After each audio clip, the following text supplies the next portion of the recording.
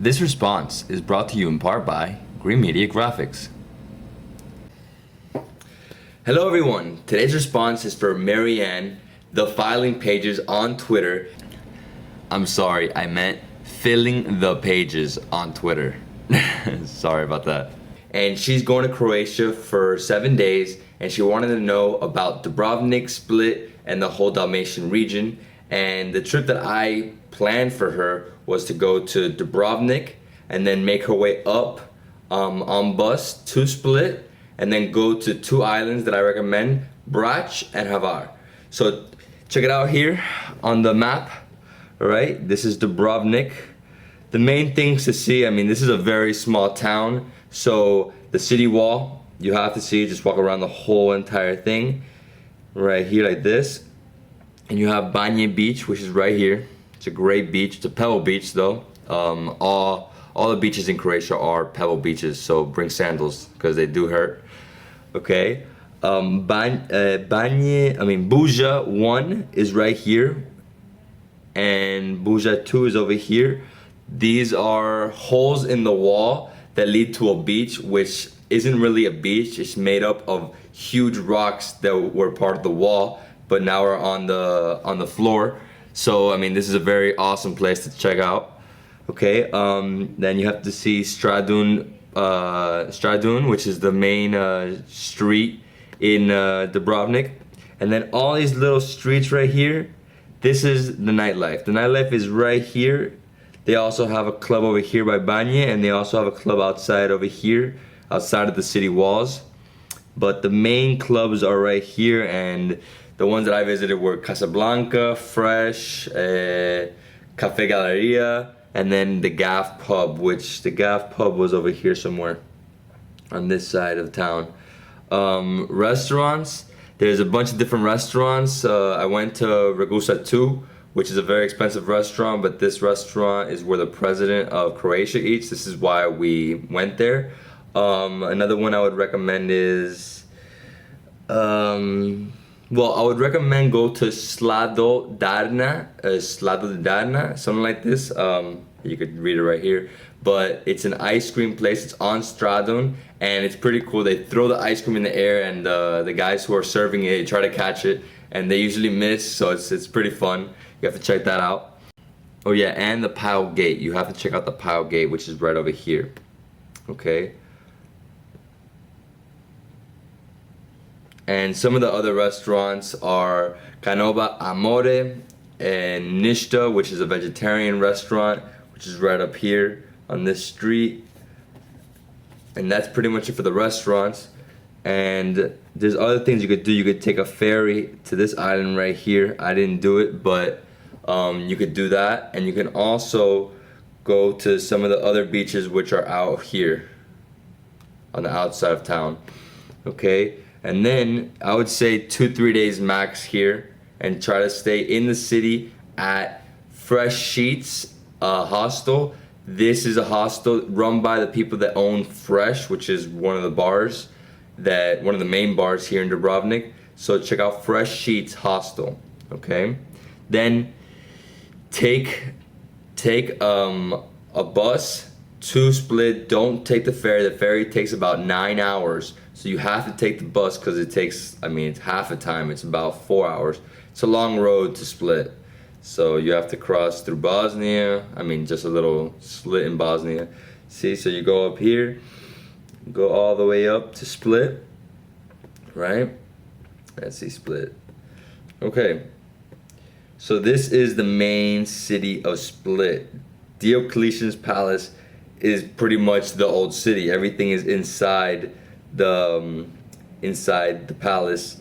This is Split's Riva.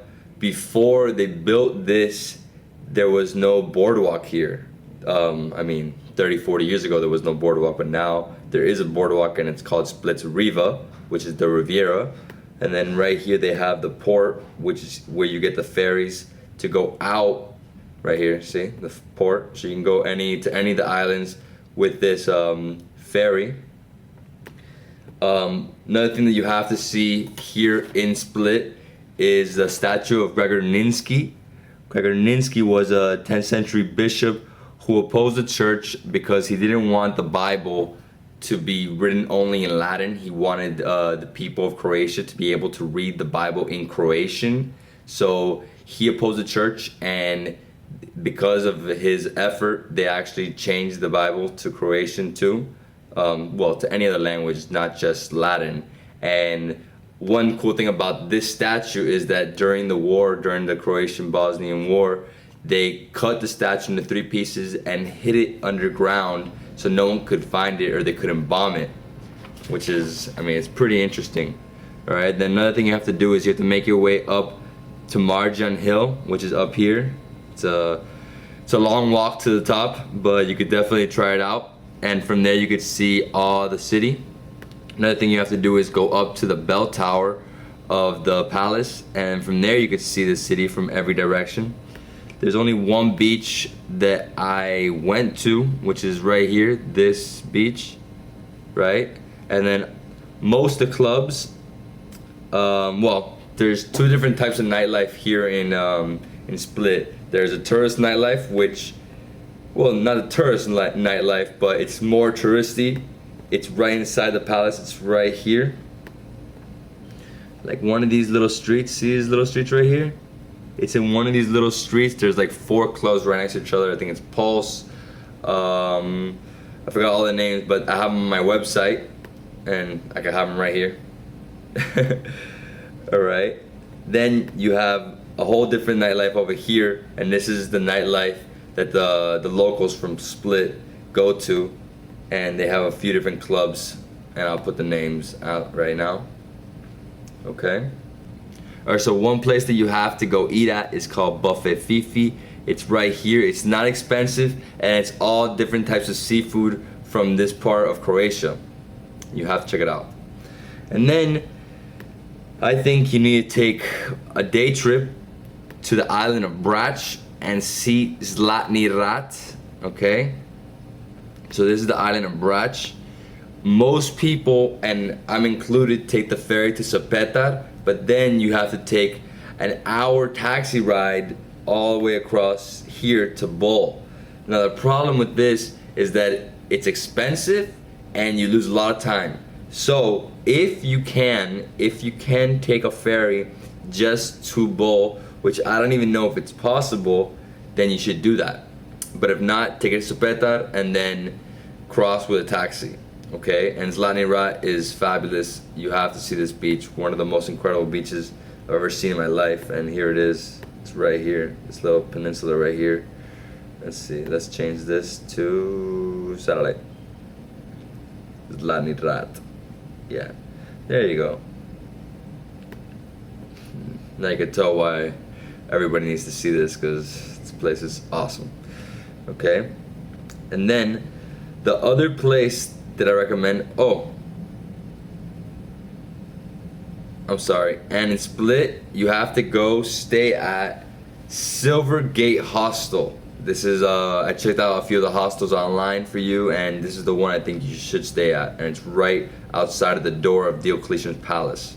Okay, so then you wanted to go on another day trip to Hvar, and what I think you should do is take the ferry to, not to Stalingrad, but to Hvar town, because these are the 2 ports that the ferry goes to from Split, to Starigrad or Hvar town. The problem here is if you go to Starigrad, you have all these mountains to go through to get to Hvar town, and I had to do that, but luckily I had a rent-a-car, and I did that.